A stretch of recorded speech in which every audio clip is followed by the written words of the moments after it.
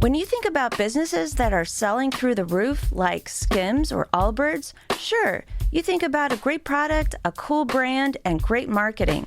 But an often overlooked secret is actually the businesses behind the business, making selling and for shoppers buying simple. For millions of businesses, that business is Shopify. It's home of Shop Pay, the #1 checkout in the world. You can use it to boost conversions up to 50%, meaning way less carts going abandoned and way more sales going through to checkout. Upgrade your business and get the same checkout Allbirds uses. Sign up for your $1 per month trial period at shopify.com/income, all lowercase. Go to shopify.com/income to upgrade your selling today. Shopify.com/income.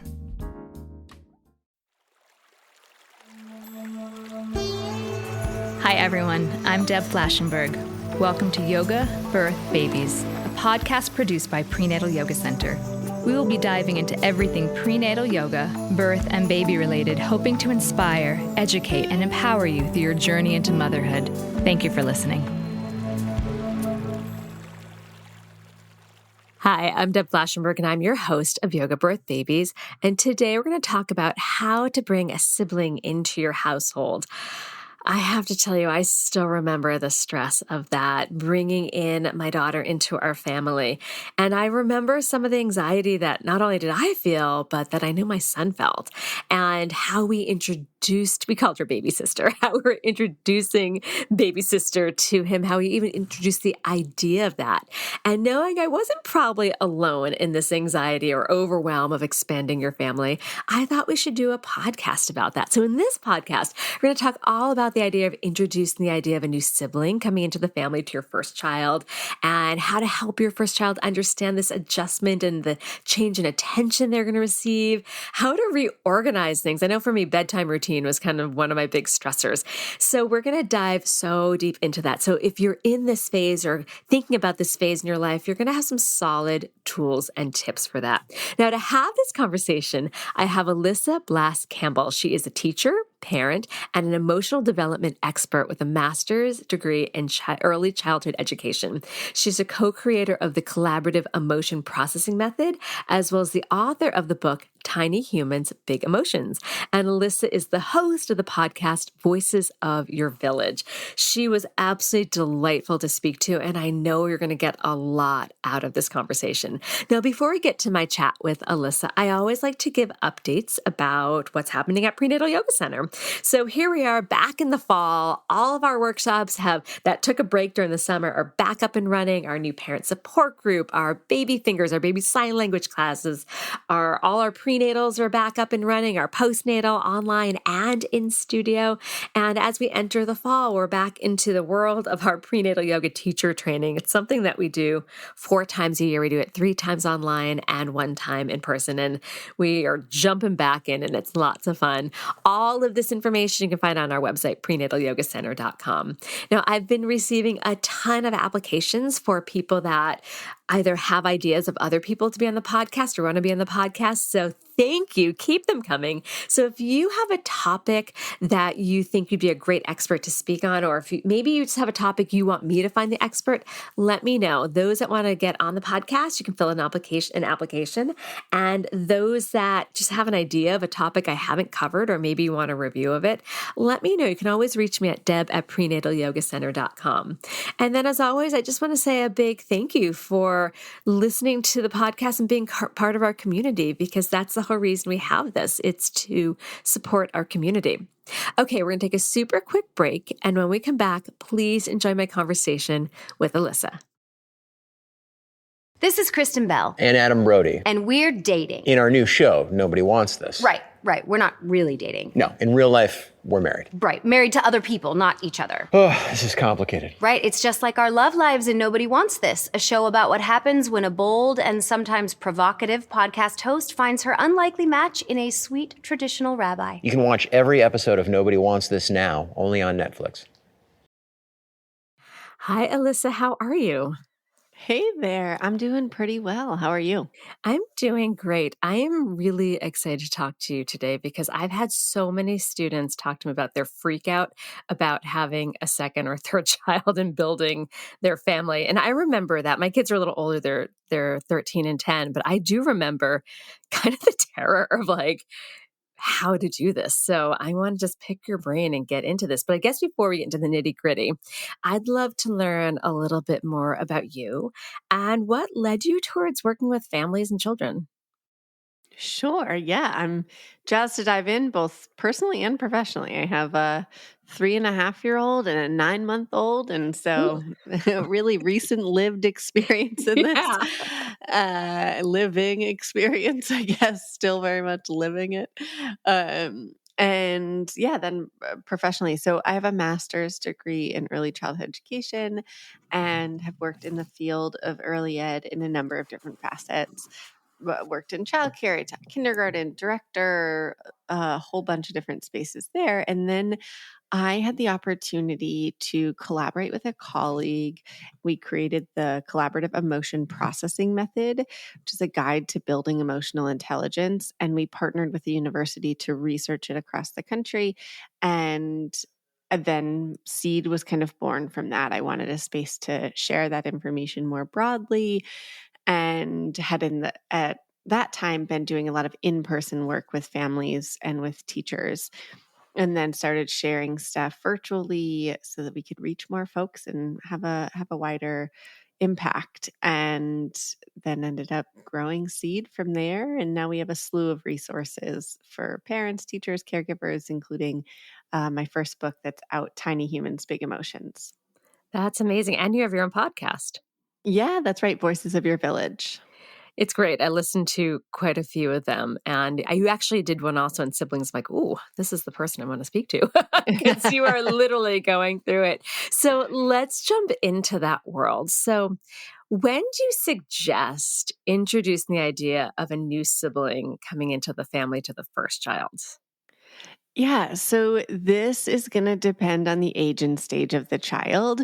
But one thing that I think we often do is not share enough information with kids where they are noticing changes, whether it's, oh, all of a sudden I have a parent who's on the couch a lot or feeling sick or doesn't have the same energy, or there are little conversations that are happening. Maybe there's some stuff that's starting to get dropped off from friends or things Mm. like that, where the space is starting to change.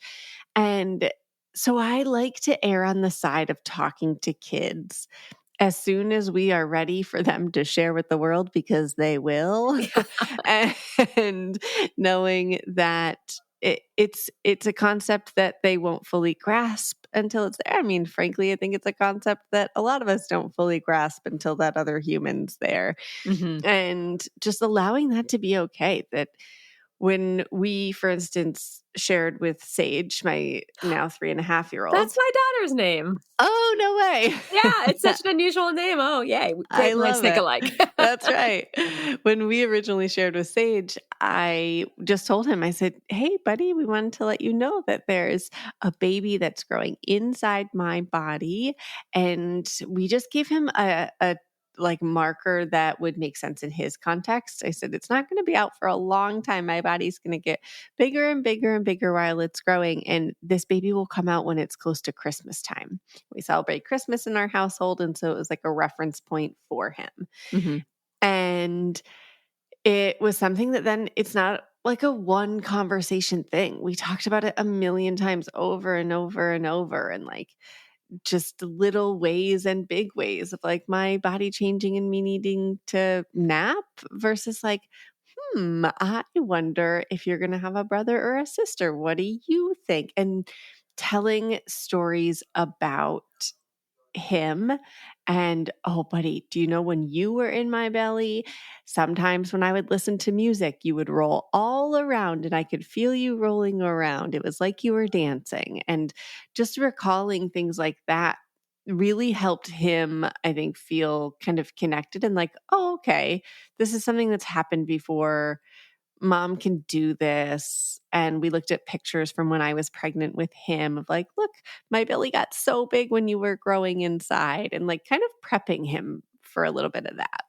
I love that. I worked with somebody maybe like a month before, and I was I'm a small person. I'm only 5'2", so my belly looked very big. It was obvious. And she's like, "Why don't you carry around a doll so that your son can get used to you not always having your hands free?" And I'm like, "Okay." And then he took the doll and threw it, and we called it baby sister. We're like, this will be like what baby sister's like. And then he took the doll and threw it. He's like, no. We're thinking, oh, and you're like, cool. This is great foreshadowing. Yeah, but I like what you're saying is like introduce it even earlier. And then I love that reminiscing of like, oh, when you were in my tummy, because that way they don't have envy of like the baby that's coming. They feel involved in it a little bit more. And we would also talk about, like, I would say, before I met Daddy, I was in a family with Grammy and Pa. And then Daddy and I met, and we were a family, and it was me and Daddy, and we lived in this house, and talk about it. And then I said, and then you joined our family. And then our family was me and Daddy and you. And shared about some things that looked like, and what changed for us when he joined, and what our life looked like, with him. And then added in, and now you're going to have another baby in our family, and talked about how our family's changing again. And some things, I think something that's so helpful to tell kids in general is what's the same and what's going to be different. Because for them, if one change happens, what happens in their brain is, okay, what else is changing? What else is going to be different? Is everything different? Like, do I still live here? Am I still a part of this family? And so as much as we can let them know what's going to be the same and not just what's going to be different, like, yeah, that's still going to be your room, or you're going to have that bed. And here's, normally mama put you to bed, and sometimes dada might put you to bed, like letting them know a little bit of kind of what to expect that might remain the same too. That's really smart, because I can imagine kids can really go in their mind of everything's changing and feel unsafe about that. That's exactly right. I actually have a friend who, when she was pregnant with her second, she was telling her daughter about it. And about 2 weeks later, her daughter was packing a bag in her room, and she was like, "Hey, what's going on? Where are you going?" And her daughter was like, "Well, I'm getting my bag ready for when the baby comes." And she was like, "What do you mean your bag ready for when the baby comes? Where are you going to go?" And she was like, "Well, the baby will be in my room, and I'm going to go to Nana's house." And she was like, "What do you mean you're going to go to Nana's house?" And she was like, "Right, for the baby to come in here." And she was like, "Oh no, honey, the baby's going to have their own room. You're still going to be a part of our family." And it was one of those where it was like, oh yeah, kids are like creating their own story, because there's all of this is new to them. They don't have that context for, no, this is what our new family looks like. You're still a part of it. Yeah. Oh, I love that. So again, kind of the imagery of like this little girl packing her bag. Right? Peace out. I'm heading out. I'm going to Nana's house. Yeah. All right. I guess since that baby's coming, I'm out.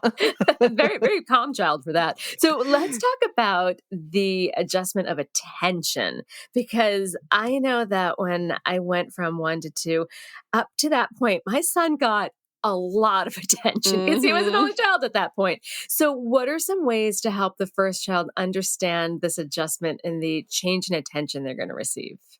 Sure. Yeah. Again, I think we're definitely going to do some prep here, and knowing that you can do all the prep in the world and there's still going to be a transition period. And that's okay. When we're looking at this from an emotional development perspective, my goal isn't to avoid hard feelings. It's to prepare them with the tools to navigate hard feelings and communicate about them. And so when we're doing the prep part of this, I'm going to say things like, one thing that'll be the same when this baby comes is that I'm going to still be here at bedtime. I'm going to be in the house. One thing that might be different is that sometimes the baby might have to feed, and sometimes the baby eats from my body, and dada might read a book instead of me reading a book. Mm. Or I can just had a flashback to telling Seiji, sometimes when the baby's here, you're going to have all of my attention. And sometimes the baby's going to have all of my attention. And sometimes you're both going to share my attention. And I would just like pause after that and kind of let that sink in for a second. And then would say, do you want to practice? And I would say, okay, right now you get all of my attention. What do you want to play? What do you want to do? And we'd go and we'd play. And then I would say, okay, I'm going to set a timer. In 3 minutes, I am going to go cook dinner and I'm going to have all of my attention is going to be on dinner. And so it's not a time that I can come and play, or I'm not going to be taking questions. So we can practice, what can you do when I'm cooking dinner and dinner has all of my attention? And so I'd set a timer, 3 minutes. And when it buzzed, he wasn't like, all right, peace, mom. I was like, all right, buddy, it's time for me to go make dinner and give my whole attention to dinner. And would ask him, while I'm gone, what are you going to do? And we might brainstorm 1 or 2 activities. And sometimes he was disappointed when I would walk away, and I would validate that and let him know I'm going to come back to you. I'm going to make dinner and then come back. And so I'd go and I'd make dinner. And sometimes I'm making dinner and he's crying by my legs. Sometimes I'm making dinner and he's off playing by himself. And then there were times where I would say, okay, buddy, now I'm going to fold the laundry and have my attention on you. I'm going to have my attention on the laundry and you. What's something that we can play while I'm folding the laundry? And he would brainstorm, and we would practice these things over and over throughout pregnancy. And then when it came time for that baby being there, it was something at least he'd been a little bit exposed to. That is so brilliant. And how was he able to grasp that a little bit more, like each time you practiced it? Yeah. And honestly, when his sister came, like he got it so much more than I anticipated. He was about 2.5 when she was born and a little over. And he would even use those words, because I used the words attention always when we talked about it. And even now to this day, he'll say like, Mama, I want all of your attention. And I can validate for him, like, I know, buddy, sometimes you get to have all of it. And sometimes you're sharing my attention. And it's so hard when you want all of it. And it's a sharing time. And That is so just good. letting that exist. Just letting that exist. Like validating that for him without fixing it, without trying to make that go away. Just acknowledging how hard that is and that I see him in that. That is so good. I love that you practiced it early, and I love that you didn't try to fix it, because I think that happens a lot. My husband's a social worker and a therapist, and we have that conversation. Like, I'm a fixer. And he's he's like, sometimes you just have to validate someone's feelings and let them feel their feelings. You don't have to fix hard. it. It's so hard. It's not my strength. Working on it. Honestly, not my strength either. It's like a practice all the time where like there's a part of me every time that's like, I just want to like hand her off or find something for her to do so I can give him my attention. Sometimes guilt comes up there where I'm like, that's another thing that I wasn't even planning on talking about, but let's open that up though, because there is that guilt that I remember so clearly, the guilt I felt about wanting, even when I was pregnant, wanting to be fully there for my first. And I remember being so nauseous. I laid on the floor and I must have kind of fallen asleep. And he took, like little Matchbox cars. He took them and traced them all around my body, like kind of like when you outline a dead person. Brilliant. I'm like, great. And then I felt guilty that I couldn't give him the attention I normally did because I was feeling so awful, that first trimester, like awful feeling. And then there was also the guilt of, my son was also 2 years, 7 months, so kind of around the same situation you had, and wanting to give that attention, and then also wanting to give the attention to my daughter. The whole transition was, we wanted a bigger family, but it felt very riddled with guilt. How would you talk about the parent that's going through that right now too? Yeah, I mean, same. And when I really like sat with it of like, what do I feel guilty about? Because this might sound a little funny, but guilt is one of my favorite emotions in that it is one that tells me when I'm not in alignment with my value system. If I do something and I feel guilty about it or feel guilty later, it's usually for me like how are you outside of your values? And so when I sat with what I had perceived as guilt with Sage, I really found that it was more for me a fear. And it was a fear of not being there when he needed me, or not always being there when he needed me. And that he would maybe have a need and I wouldn't be available. And would that jeopardize our attachment and our relationship and our connection? Would he know that he could come to me when things got hard if I wasn't always available? And what we know about attachment research and secure attachment is that it's not 100% thing. It's not that you're always there and you always slay it and you're like, wow, I was perfect today and every day and how I responded and how I showed up. And that there is so much room for mistakes and failures, and that there's growth in them not having every need met immediately. Yes. Yeah. Because I actually think that helps them grow a lot. Exactly. It does. And from a research perspective, it does. It is a space where they get to what we call stretch their rubber bands, practice cognitive flexibility and resilience. Exactly. And lean on skills that we might not know that they've already built, and build new skills that they're still working to cultivate. And that's been something that's been really cool to see, where like, even little things like I got Sage dressed every day, right? I would put his clothes on him. And then there were times where he had to wait and I wasn't immediately available once his sister was here. And he started dressing himself. And I was like, oh, he can do this. I've been doing it because I was there, and still sometimes I will. But it's something that he can do. And he got to practice little moments of independence that I think he wouldn't have practiced if I was right there. You know, it's funny. My daughter is more resilient and more independent. And I think that's because she's the second, and she from the beginning, and I don't know if this is just my idea, that because from the beginning she had to share her focus with her brother, and my focus and my husband's focus. And because of that, she just figured things out a little quicker. And just in general, she's just more resilient, independent, where for the first child, he got all our attention because he was the only one. We had two parents. So I don't know if there's any data behind the first child, second child independence, but I definitely noticed that with my own kids. I think, and resilience of like, second kids, man, they navigate rejection every single day so many times, right? Like that first kid being like, no, that's my toy, you can't have it, or I don't want you to play, or I want you to go away, or whatever it is, that they're just like rejected all the time.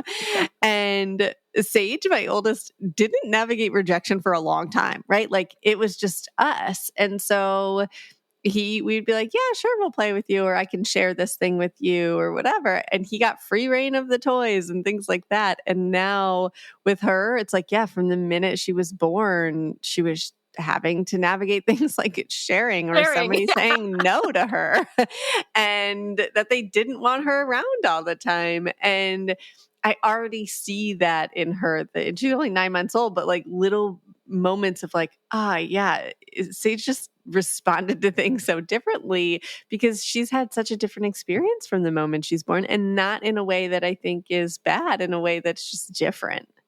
Yeah. Oh, first and second. I'm not having a third, but I'd be very curious to see how thirds fit in that. All right. We're going to take a quick break. When we come back, let's talk about reorganizing things. For me, one of my big things was the bedtime routine. And that was one of my biggest fears about bringing a second child in. So we're going to take a quick break and we'll be right back. With Uber Reserve, good things come to those who plan ahead. Family vacay? Reserve your ride as soon as you book your flights. To all the planners, now you can reserve your Uber ride up to 90 days in advance. See Uber app for details. Okay, so we are back. So I think one of the most daunting things I had to wrap my head around was reorganizing the bedtime routine because we were quite a well-organized, oiled machine. And when we had to suddenly add a baby into that, which would kind of change things up, I was a little bit terrified. So how can parents learn to reorganize around two kids? Like, it doesn't have to be the bedtime routine, but that was just my point of stress. How do people reorganize? Yeah, this is the systems work, right? That I think even when we're going to no kids to one kid, there's systems, reorgs that have to happen. And then when you go from one to two, and people have different experiences of like, was 0 to 1 more challenging for the systems or 1 to 2? For some folks, when they have a kid, adding a second kid is like, okay, we're at least already doing a lot of the kid things. I might feel a little more relaxed about bath times and whether or not they have to happen every night or how they operate, or kind of have a handle on things in a different way than I did with my first. So sometimes that can feel actually like an easier systems reorg than the 0 to 1 transition felt. And it's just person to person. For us, the 1 to 2 was a harder systems reorg than the 0 to 1, in that we now are just like split and divided, right? Where it's like tag teaming, whether it's one adult is on both kids for bedtime and the other adult is like cleaning up dinner and packing lunches for the next day, or that I need to nurse her and he needs to go down at the same time. It's like, woo. I feel like the thing that I think is most challenging about this is if the second child you're bringing in is a baby, they're going to change, and their bedtime needs are going to change, and evening needs are going to change over the whole course of that first year. And definitely over those first 9 months, where it's like what a newborn is doing in the evening and the routine is going to look different than what a 7-month-old is doing, and when their bedtime is and that sort of stuff. So it kind of feels like once you might get into a flow, it's like, well, pivot, here's a new flow. And for us, it was really leaning back on like, okay, we know this is going to be ever changing. And instead of trying to get a system down that we're going to rely on and say like, okay, this is our new routine for the next 3 months, it was, what do we need for the next couple days? Like, what do the next few days look like? And really taking it in bite-sized chunks. When we looked at it in like this big, like, okay, this is our new family system, it felt too overwhelming to try and figure out like, what does that look like in newborns? And then in a couple months, and then a couple months from there. And so taking it in bite-sized chunks felt really achievable for us. We looked at what does it look like to navigate this routine if you're solo with both kids.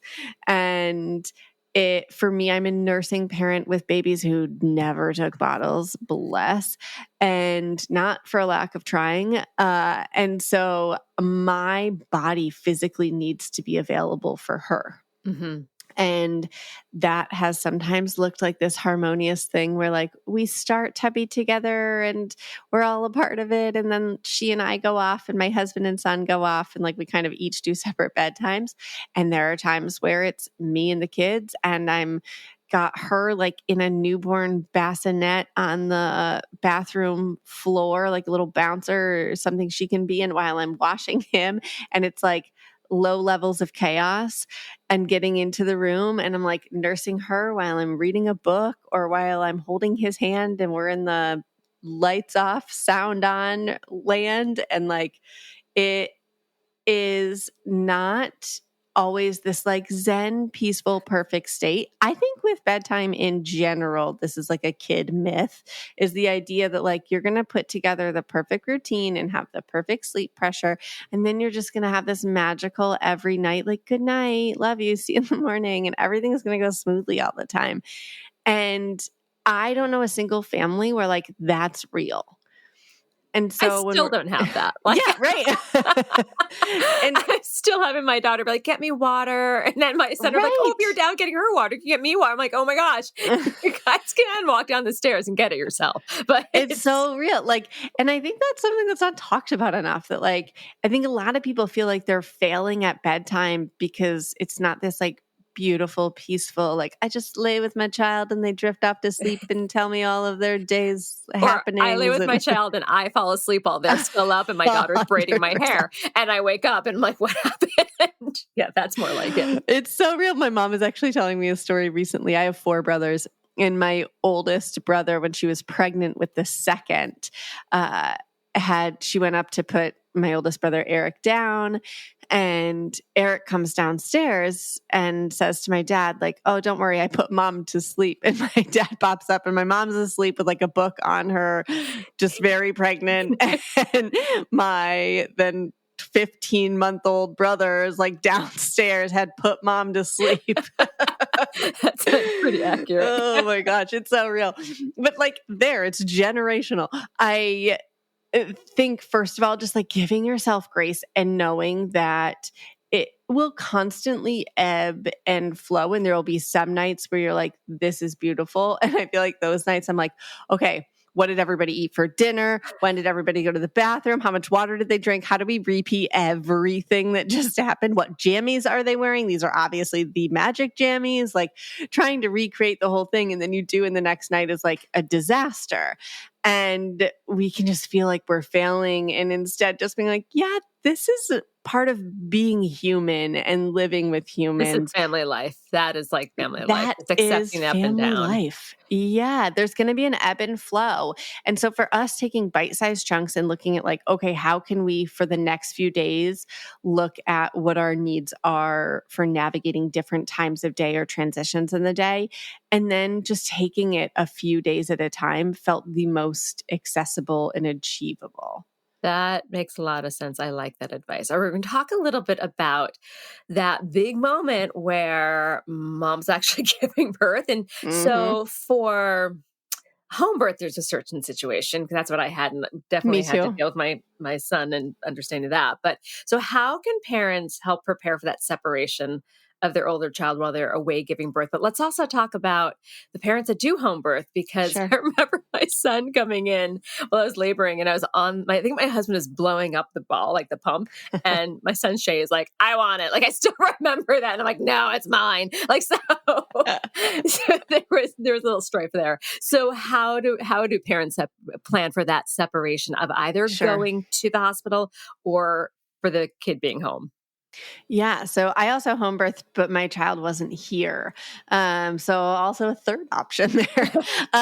When it looks like, when we're looking at preparing kids for this across the board, we have things in Tiny Humans, Big Emotions in chapter 12 on it. And we also have stuff in our online course, Tiny Humans, Big Emotions, really diving into how do we set them up for this, and knowing that separation anxiety makes absolute sense and the goal isn't to avoid it.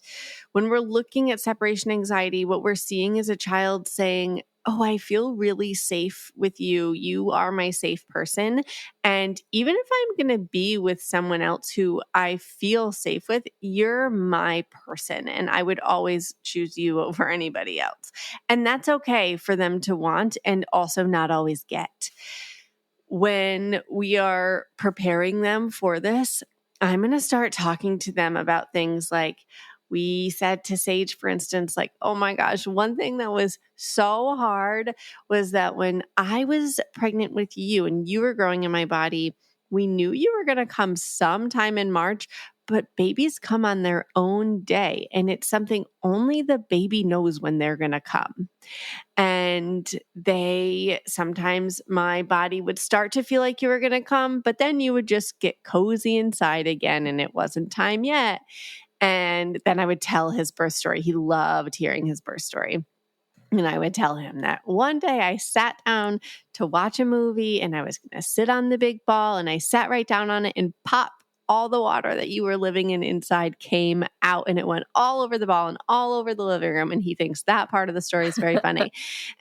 And then told him, like, and then Grammy and Pa started driving over and the midwives started coming over. And I tell his birth story and that we didn't know, were you going to come on that day or was it going to be in the middle of the nighttime and your body was working so hard to come out? And for home birthers who are going to have kids around, this is where I would add in things like, here are some sounds I was making. These are things my body was doing. And we watched, I like laugh because I'm like, for some people they're going to be like, you're bonkers. But I watched like birth videos with Sage because he had a lot of questions like, how does it happen? What does it sound like? What does it look like? And my newsfeed is full of birth videos. And so I just like was like, oh, do you want to watch some with me? And we would watch them. And I said, anytime, like if you don't want to watch it, you don't have to. And sometimes he would say like, nope, that's too loud. Turn it off, please. Or I want a different one. And he just got exposed to it as just a part of being a human. And he told us, I don't want to be there when the baby comes out. Oh, that's great that he was able to share that with you. I asked him, I was like, why? And he was like, it's so loud. And I was like, yes. And I was very loud when I gave birth. And so I was like, yeah, he's a sound sensitive dude. He was like, I don't want to be there. And I was like, totally. When my body feels like it's going to maybe have your sister and your sister's going to come out, you can go over to Nana's and you can stay with Nana until your sister's out and then you can come back. And so we like made that plan with him. And what I told him was, buddy, if the baby starts to come or is going to maybe come out of my body while you're at school, Nana will pick you up from school. If the baby comes when it's nighttime and you're sleeping, then Nana will come and pick you up and will bring you over to Nana's house. If the baby comes while you're awake and at home, Nana will just come over and pick you up or we'll bring you over to Nan's. And just walked through those scenarios with him and told him that it's okay for him to ask questions. And he would every couple days say, is the baby coming now? And we'd say, not yet. Are you feeling as curious as we are? And he would be like, yeah, I'm so curious. That's really sweet. Yeah, we would just like validate that of like, it's so hard to not know. And again, would go back to like his story of, we didn't know when you were coming either, buddy. That is really sweet. Oops. Yeah. But preparing them for then what to expect. So for him, he was coming back. We told him, we'll let Nan know when your sister's here and she will tell you and let you know what's going to happen next. We use the word what to expect a lot in our household. Like, we're going to the grocery store. Let's talk about what to expect, buddy. When we are going to a birthday party, let's talk about what to expect. So that's a phrase he's heard a bunch. And he will now say, like, what can I unpack, mama? And it really helps with anxiety. My son is very, very anxious. So I try to do something similar because if it's not talked about, he creates, even at this age, he creates stories. And he gets like the first day of school, like for 2 days before, I could tell the anxiety was, even though we had talked a lot about it because he went to a new school this year. So we really talked about that. And I can see that going all the way back to childhood and how that when they have a sense of routine and feeling safe, it's going to be easier for them. But let's talk about now introducing the new baby because that can be anxiety producing too. So what are your suggestions for letting the siblings meet each other? Yeah. So when we're looking at this and like bringing them together, whether you're at the hospital or you're going to be at home, I love it if the birthing parent can be at all available to the child coming in, the older child, to help show like, yep, I'm still your parent too. And so this could look like somebody else is holding the baby. It could look like the baby in a bassinet. But if you can at all time that, I think that's really rad for them to see again in the what's going to be different, what's going to be the same for the first message that they receive to be, I'm your parent too. And we did actually a little like gift. So for both of them, I took him shopping 2 weeks before my due date or something like that and said, do you want to pick something out for the baby for when the baby comes that you can give them? And he picked out a little stuffed animal. And And he was so cute. He was like, he asked, can she sleep with the stuffed animal? I was like, not when she's really little. When babies get bigger, then they can sleep with a stuffed animal. And he said, I'll give it to her, but then I'll keep it cozy in my crib until she's bigger. And he's still like, he sleeps with it. Yeah. And he'll talk about like, I'm just keeping it cozy for you, sis. It's so cute. And then we put together a gift for him from her. And I was intentional about this, looking at like, what is something that he really likes and that he could do independently. So for him, he's really into like being a doctor and first aid kits and whatever. So we got him a first aid kit that just had like a bunch of Band-Aids and whatnot. And her entire first month of life, she was just like covered in Band-Aids because he would do checkups on her. But it was something he could do independently. And it was really a way that he could engage with her. He could do a checkup on her that was something we could like be there and monitor, and she was safe, and it was a way for them to connect and engage. And so that when he came in to me and gave me a snuggle, and we didn't act like, I told him, if you want to hold her, you want to visit with her, you can. And like, he saw her, but he was not at all interested at first. And we didn't push it at all. There was no like, hold the baby for a picture. I was just like, yeah, but she'll be here whenever you're ready, however you want to engage with her, interact with her. And he like handed her the present, and we were like, oh, there's one from her for you too. And he opened that and was like around her, but I don't think he held her for the first like 3 days, actually. Like once he was ready, he said, he was like, can I hold her? And we were like, yeah. But he also is like, would err on the side of like anxious. He wants to know information. And for him, like observing and learning more about her and seeing other people hold her and kind of like what to expect when you hold her, I think was comforting for him before he held her. That makes sense. And I love that he was putting Band-Aids on her because it's like their way of playing together, even though she didn't have any say in the matter. But like he got used to like, this is going to be my playmate. And, you know, it's a bonding experience from like super early on. I think that is, I mean, everything I keep saying, I keep finding myself saying so sweet, but it really is so sweet. It was really sweet. So let's talk a little bit about the transition, how to plan for that for help. So it sounds like you had was it your mother? And my mother-in-law. Yeah. Okay. Yeah. We moved actually back here to Vermont to be close to them for raising kids. And that's been smart. So such a gift. What kind of suggestion do you have for setting up help? Because the more hands, the easier, the better. And sometimes we can't be near family. So what is your suggestion for that? Yeah, I first and foremost, like I wanted to touch on one thing there that came up. One thing that we did to prep Sage for when the baby was there was also what'll be the same, what'll be different. We would talk about my body, like, some things that are the same, I will like be at the house. Some things that are different, I might need to rest. And then I would bring it back to like first trimester. Do you remember when I needed to take some naps because my body was working so hard? I might need to take some naps because my body's still working really hard after pushing her out. So those were things that we also prepped him for. And like when, if you're going to have a cesarean or something where you can prep them for like, I might not be able to carry you for a little while. Here's who can, and here's what I can do as well. So that they know that it's people are still going to take care of them, and B, that this isn't a forever thing, that this part is temporary. Now, in terms of support, first of all, I think we culturally have this like mindset of like, we're supposed to do so many things ourselves.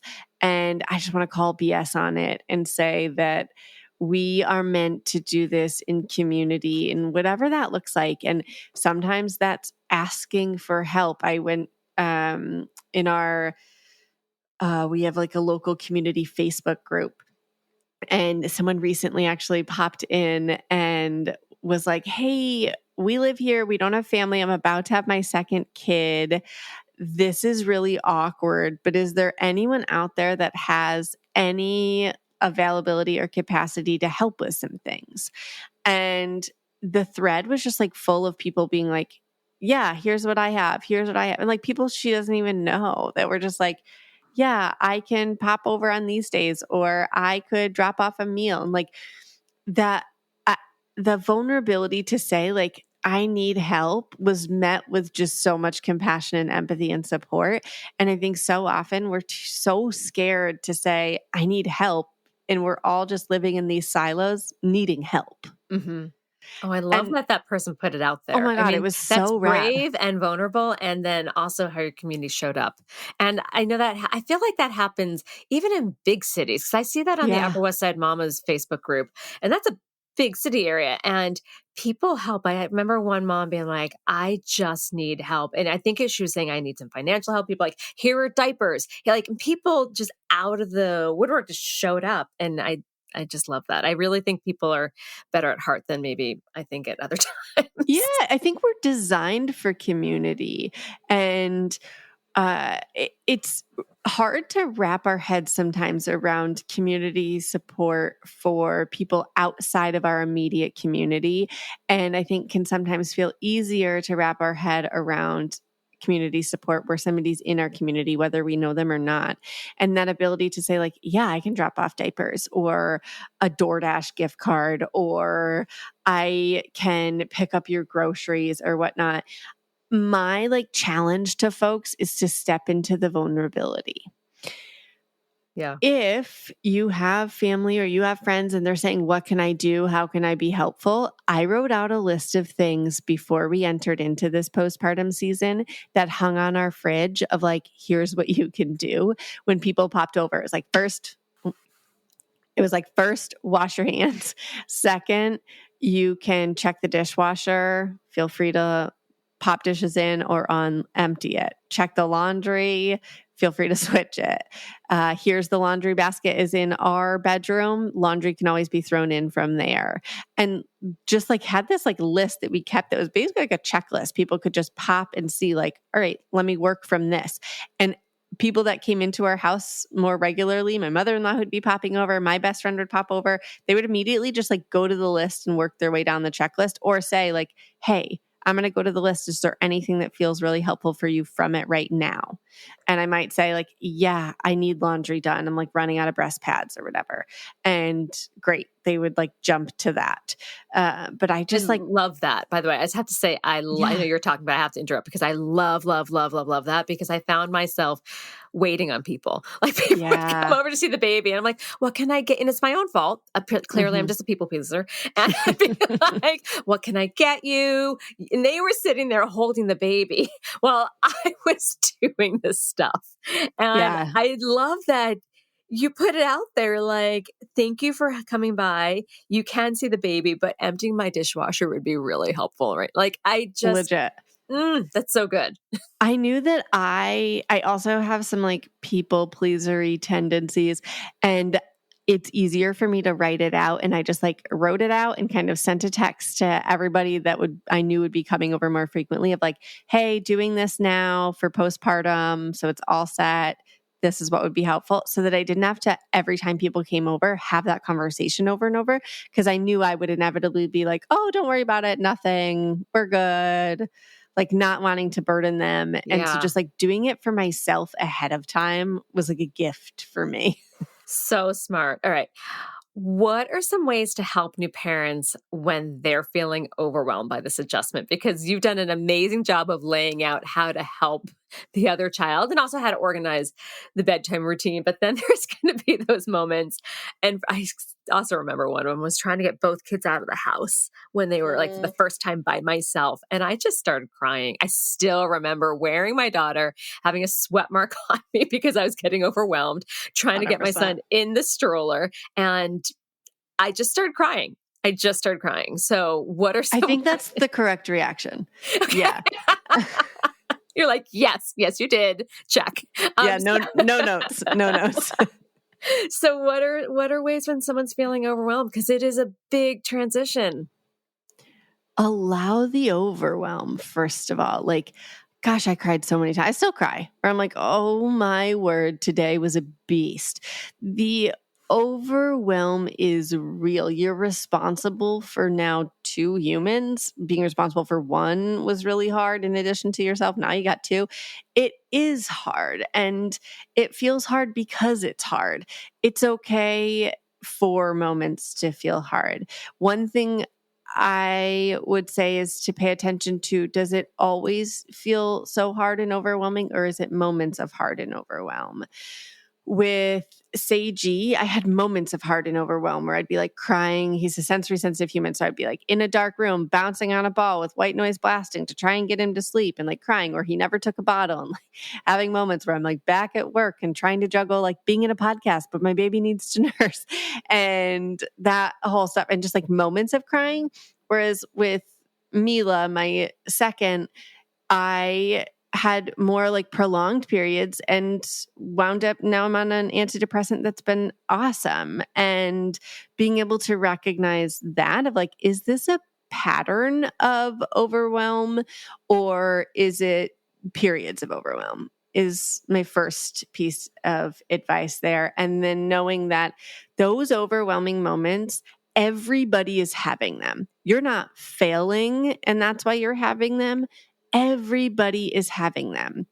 Every single influencer you see on Instagram that's a parent that's like, do all these things, is having them. They're crying in a closet somewhere at some point.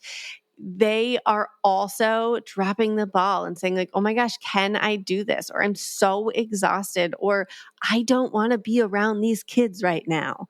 And that's normal. You're not a bad parent. You're not failing for feeling it. It's a part of parenting. It's a part of navigating this journey, and to allow yourself to experience those hard feelings, to say like, wow, I envisioned this like beautiful first outing to the park, and now I'm sweaty. My children are sobbing. I'm crying. And either we're still going for a walk because my mental health needs it and we're just going to do it crying to start out with, or I'm aborting this mission and we're pausing and just melting and having a cry before we try something again. And recognizing that all of that is okay. Like whatever you choose to do next is okay.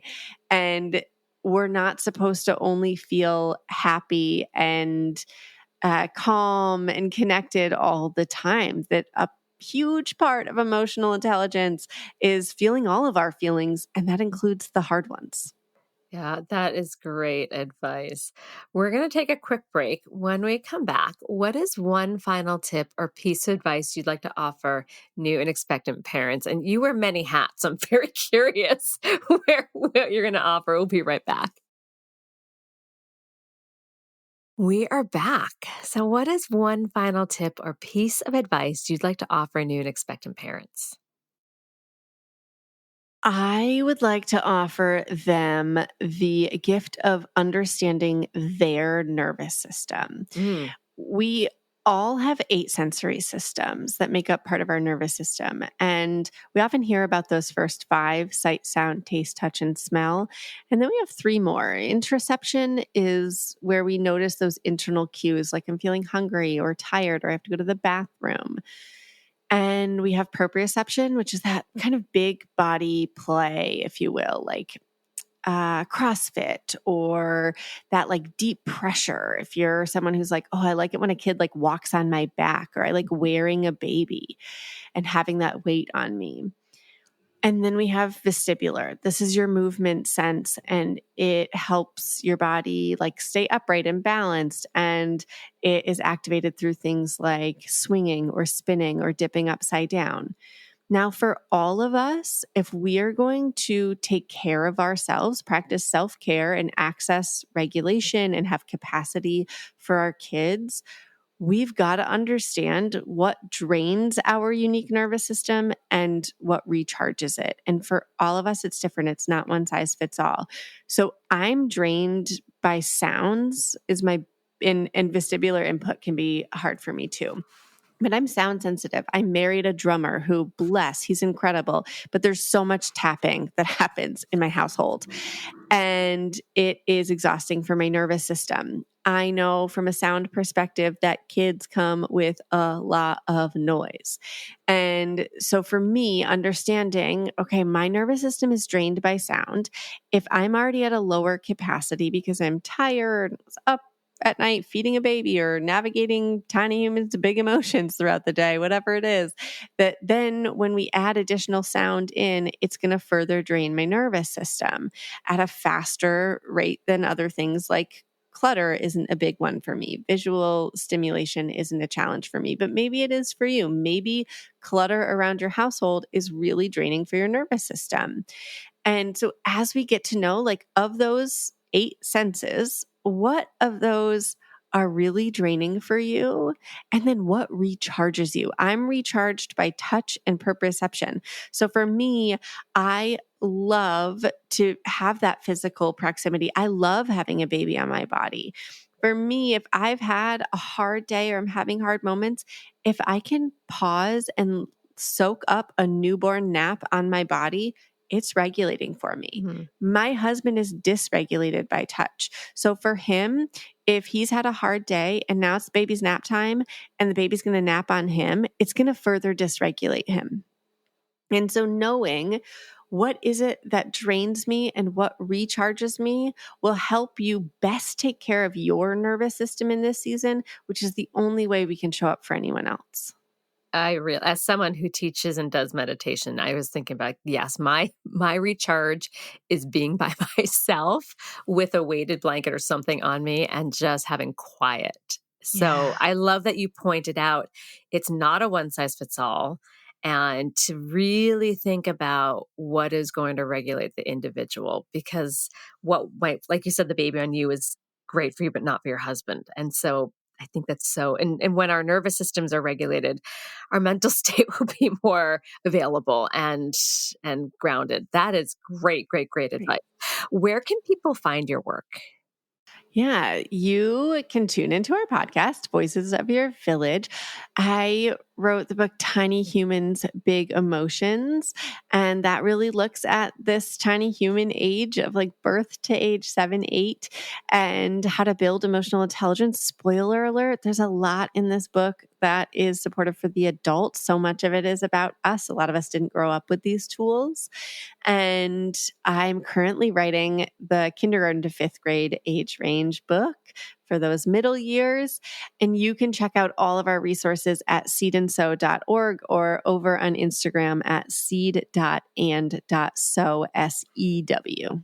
I will make sure I have all this in the show notes, but also I don't have your book. I'm going to get your book, and not only will I read it because I think it's really fascinating, I'm going to put it in our lending library at my yoga studio because I think there's so many parents that are going to want to read this. Oh, thank you. Absolutely. I've so appreciated this, Alyssa. Thank you so much for your time and really for such great advice for people that are embarking on a bigger family. This is really helpful.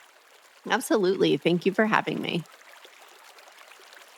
This has been an episode of Yoga Birth Babies, produced by Prenatal Yoga Center. You can catch us on Facebook, Twitter, Instagram, and Periscope. I'm Deb Flaschenberg. Thanks for listening.